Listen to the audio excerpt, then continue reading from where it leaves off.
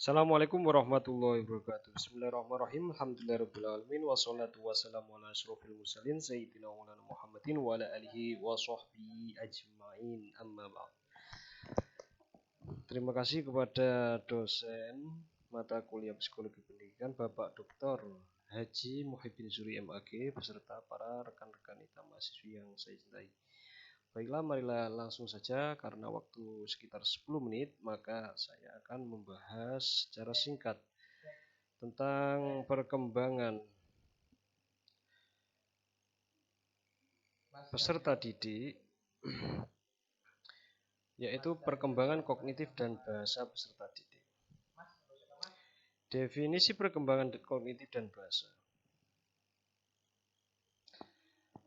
Bahasa kognitif dan perkembangan. Perkembangan, Hasan menyatakan bahwa perkembangan berarti segala perubahan baik itu kualitatif maupun kuantitatif yang menyertai pertumbuhan dan proses kematangan manusia. Sedangkan kognitif dalam KBBI adalah pengetahuan yang berdasarkan hal yang faktual dan empiris. Bahasa sendiri adalah sistem yang digunakan oleh sebuah masyarakat untuk berinteraksi atau mengidentifikasikan dirinya.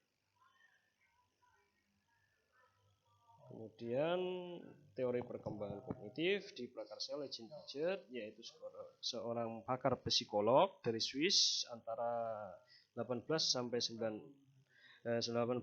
sampai 1980. Dia membagi sebuah skema-skema yang digunakan untuk memahami dunianya. Pada skemanya dia membagi periode sensori motor, yaitu usia antara anak usia 0 sampai 2 tahun, periode pra-operasional antara usia 2 sampai 7 tahun, periode operasional konkret usia 7 sampai 11 tahun, dan operasional formal usia 11 sampai dewasa. Pada tahap periode sensori motor, bayi lahir dengan sejumlah refleks bawaan selain juga dorongan untuk mengeksplorasi dunianya.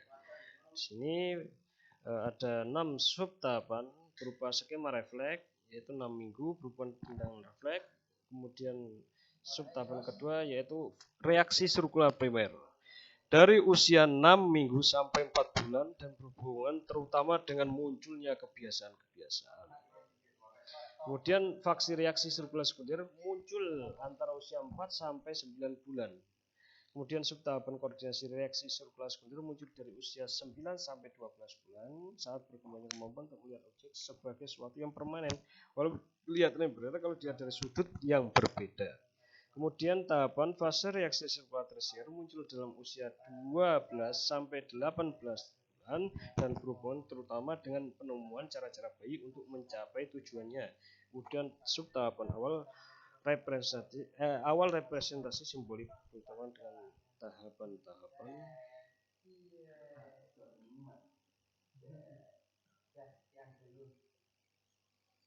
kemudian tahap pra-operasional. Di sini pra-operasional Piaget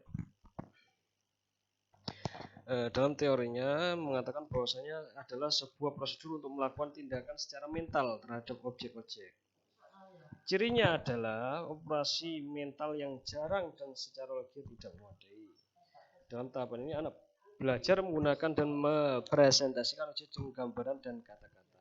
Tapi pemikirannya masih bersifat egosentris. Anak masih kesulitan untuk melihat dari sudut pandang orang lain. Kemudian tahap operasional konkret. Di sini ada tahapannya yaitu pengurutan. Di sini mulai dapat mengurutkan objek menurut ukuran, bentuk atau ciri lainnya. Kemudian tahap klasifikasi. Di sini anak mulai bisa untuk mengidentifikasi serangkaian benda menurut tampilannya, ukurannya atau karakteristik lainnya. Kemudian decentering, anak mulai bisa untuk mempertimbangkan beberapa aspek dari suatu permasalahan untuk bisa memecahkannya. Di sini melihat suatu dari pokok atau inti masalah. Reversibility, anak mulai untuk bisa memahami bahwa jumlah atau benda-benda dapat diubah. Kemudian dapat kembali ke keadaan awal. Kemudian konservasi, anak mulai memahami bahwa kuantitas, panjang atau jumlah benda-benda adalah tidak berhubungan sama sekali dengan pengaturan atau tampilan dari objek atau benda-benda tersebut. Contohnya cangkir air seukuran dan isinya sama banyak, maka mereka akan tahu bila air yang dituangkan gelas lain yang ukurannya berbeda, air gelas itu sama banyaknya dengan isi cangkir yang lain. Kemudian nomor 6 yaitu penghilangan sifat egosentrisnya. Si anak mulai bisa untuk menerima pendapat dari sudut pandang orang lain. Tahap kemudian yang terakhir yaitu tahap operasional formal. Di sini yaitu anak mulai puber sampai dia dewasa. Karakteristiknya adalah anak mulai bisa berpikir secara abstrak, bisa menalar, bisa memakai logikanya dan menarik kesimpulan dari informasi-informasi yang tersedia. Kalau dalam bahasa Arab itu adalah bisa menarik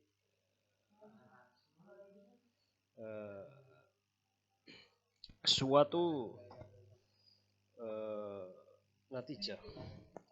Dalam tahapan ini seorang dapat memahami hal-hal seperti cinta, bukti logis dan nilai. Kemudian faktor yang mempengaruhi perkembangan kognitif ada evolusi biologi dari anak dilahirkan sampai dia dewasa, kemudian gaya pengasuhannya bagaimana orang tuanya, baik itu bersifat otoriterkah atau otoritatifkah atau submisif. Kemudian pengaruh lingkungannya yaitu gizinya atau masyarakat. Kemudian perkembangan bahasa pada anak secara umum dibagi menjadi 5. Pertama, refleksi vocalization dari 0-3 minggu bayi akan mengeluarkan suara tangisan tapi masih berupa refleks. Kemudian babbling, di sini 3 minggu ketika bayi merasa lapar atau tidak nyaman ia akan mengeluarkan suara tangisan. Berbeda dengan sebelumnya, tapi tangisan yang dikeluarkan telah dapat dibedakan sesuai dengan keinginan atau perasaan si bayi. Kemudian nomor 3 yaitu lailing, usia 3-2 bulan mulai terdengar suara yang tapi belum begitu jelas. Bayi mulai bisa mendengar pada usia 2-6 bulan sehingga ia dapat mengucapkan kata dengan suku kata yang diulang-ulang seperti ba, ma. Ekolalia yang keempat yaitu ketika ia menginjak usia 10 bulan, ia mulai bisa meniru suara-suara yang didengar di lingkungannya. Setelah ia juga akan mengungkapkan ekspresi wajah atau isyarat ketika ia ingin meminta sesuatu. Kemudian terus speech, ia mulai bicara benar. Perkembangan bahasa menurut komponennya di sini ada pragmatik, semantik, sintaksis, dan morfologi dan fonologi.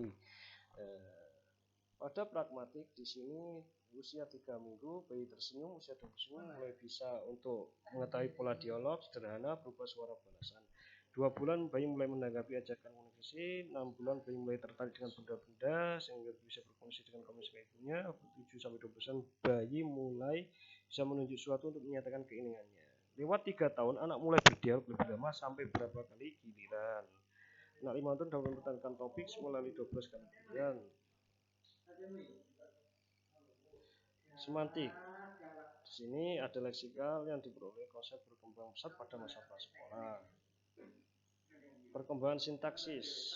Di sini anak mulai bisa mendapatkan awalnya berupa 2 kata, kemudian rangkaian 2 kata tersebut beda dengan masa kalimat 1 kata sebelumnya yang disebut dengan masa holofrastis. Kalau 1 kata bisa dijelaskan dengan konteks bulan. Sintaksis, nahwu, morfologi, perubahan kata atau sorof. Kemudian fonologi, morfem dan font. Font ini bunyi atau tajwid. Faktor yang mempengaruhi dalam bahasa evolusi seperti tadi. Kemudian terakhir penutup, simpulan.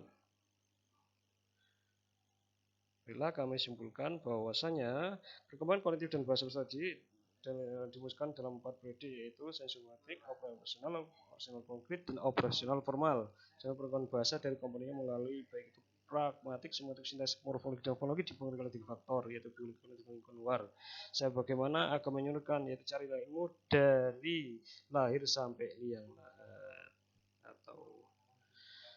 Kemudian sekian, terima kasih kami ucapkan kepada semua yang mendengar ini. Assalamualaikum warahmatullahi wabarakatuh.